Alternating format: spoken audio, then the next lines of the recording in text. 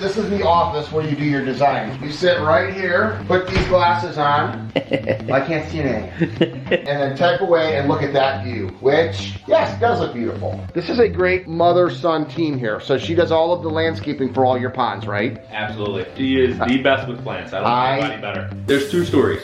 There's the one that I either put in a beautiful pond for my wife to get pictures near, or I was getting ready to get married and needed to keep my brain busy, so I hurried up and built a pond.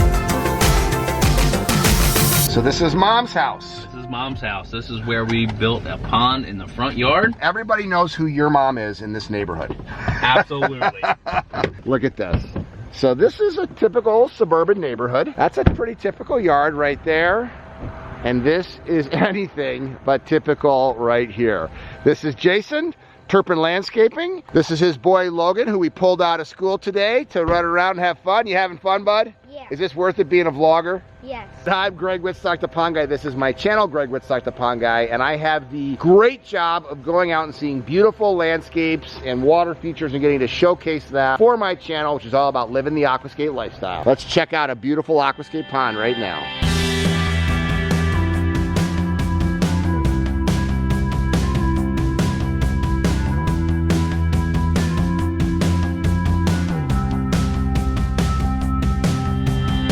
Look at the size of those koi. Oh my goodness. Well, you know, you have to have good filtration if you're gonna have fish that big. Absolutely, gotta keep that water clear, and that's crystal clear water. It really is. And the fact that this is in a front yard is even that much more amazing, but why not? Because the slope comes towards the house. It just lends itself to it, and the way the house is actually laid out on the inside. Viewing point all year. Let's go inside. You think your mom's dressed? Ah! You scared me.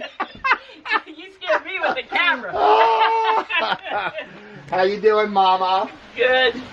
Oh, good to see you again. You too. I love my customers. We want to see the view from inside. Look at that. We got him out of school today. I know. What do you call your grandma? Pokey? Gecky. No. No, wait. What is your nickname? Gecky. Gecky. Gecky. Grandma Becky. Gecky. Grandma Becky. Gecko, because that's what you probably pronounced it as a kid, right? Yep. All right, we got to see the pond from your kitchen table here. This is the office where you do your designs, right? Yep. You sit right here, put these glasses on. I can't see anything. And then type away and look at that view, which, yes, it does look beautiful. So she does all of the landscaping for all your ponds, right? Absolutely. Are you proud of your boy? Absolutely. You got to be proud of your mom. Very. I think you're the... She is the best with plants. I don't know anybody better. I want to hire you away and move you to Chicago and just move in because this is just spectacular work. Thank you.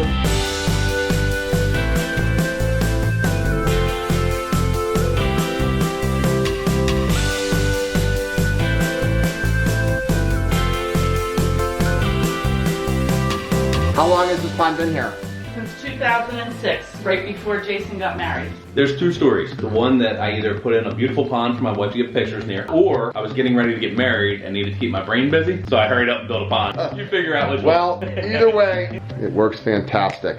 So I see a lot of water gardens in my job. There is not a single better plant person out there than you.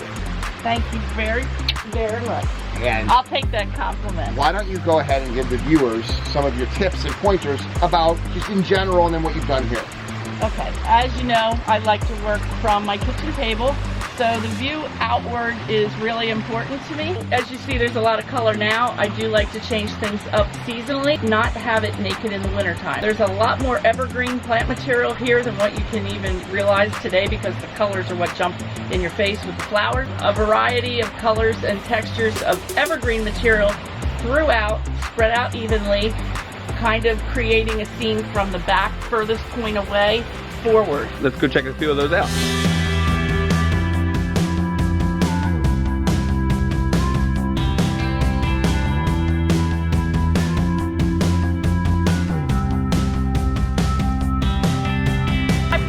Like this osmanthus or false holly. It's evergreen, but it's got a lot more color to it than just a solid green color. Combined with other greens, like this Hinoki cypress right here, they contrast one another, complement one another, and create a nice scene. Up here at the top of the waterfall, I like the dramatic look of this blue atlas cedar. It's got a weeping cascading effect, which lends itself nicely to the waterfall, and it has a bluish cast to it. Again, it's another color and texture from some of the other plants. Got some that have sort of a yellow color, like the umbrella pine. Over here, I've got a combination of blue and yellowish green. Got some interesting pines up closer to the pond. Believe it or not, this crazy looking plant called Frankie Boy is a type of arborvitae. Never seen an arborvitae like this, but I've always got my eye out for a different color and texture to play well with some of the other plants. I need to keep in scale when I get closer to the front of the view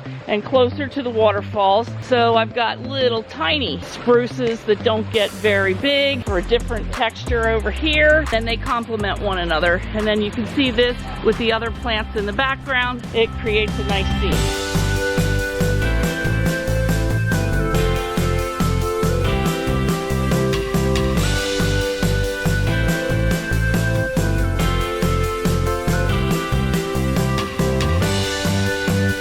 So this pond here is filtered actually with an intake bay. So all the water comes down through these waterfalls, takes any leaves, debris, fish waste and everything, and pushes it over to the far side over there. There's actually another pump in here. You can see how much the fish love to come into this area. It's because we have a jet that pushes water sideways, and it pushes everything over into the intake bay so that we are easily able to clean that out. We have two split streams. It starts off with a wetland at the top, and then it wraps around. So let me show you the two streams. We got some stepping stones across here. We got the water that comes up through here. We got a bridge crossing the stream. So here we got the bridge crossing. We got waterfall comes down under here. So this up here is the wetland, and it's coming up through these. This is actually before aqua block. So this pit's about 6 feet deep with all different size gravel, and smaller gravel on top, larger at the bottom. This is where all the biological filtration happens. This is what's keeping the water clear, and I really like how it's filled in and just looks so natural. We purposely have the water just below the height of the bank, so it just looks like it's naturally coming out of the ground, and from down over here, you can't really tell where it starts, and just flows down over the waterfalls. We got a little land bridge. Flows over to that side, and a little waterfall hidden underneath the bridge over here.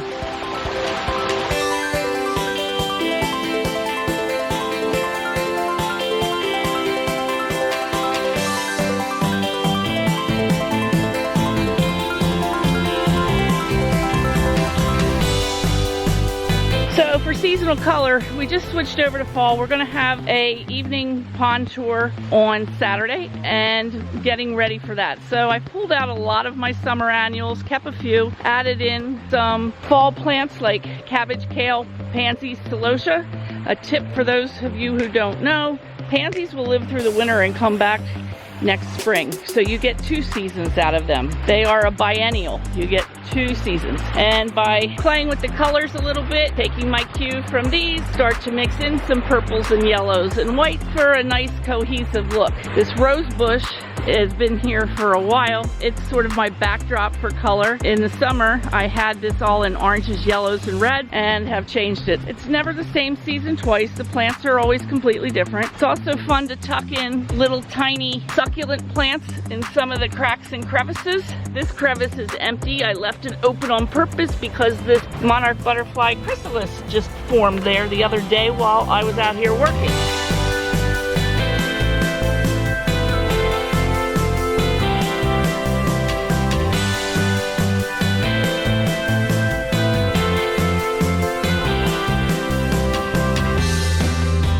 Again, it's about the view from where Greg and Jason are sitting now on my front patio, as well as from inside the house out. And so I keep the view from inside the house looking out low so that I can see everything behind it. I've got a real affection for some small trees like this miniature ginkgo that won't get very big, really interesting, and will have nice fall color. A unusual variegated small weeping cherry with gorgeous bark. So I try to look for plants that are extraordinary, not just the ho-hum ordinary thing that you might find. Here's another plant you probably would have missed if I didn't point it out. It's a weeping blue spruce. When all this seasonal color goes away and the tropical aquatics come out, plants like this really stand out to anchor the landscape.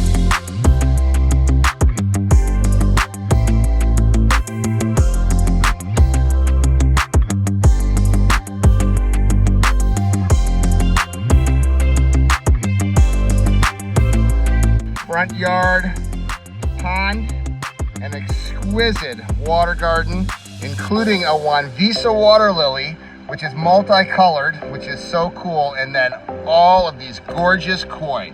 Just spectacular. Check it out.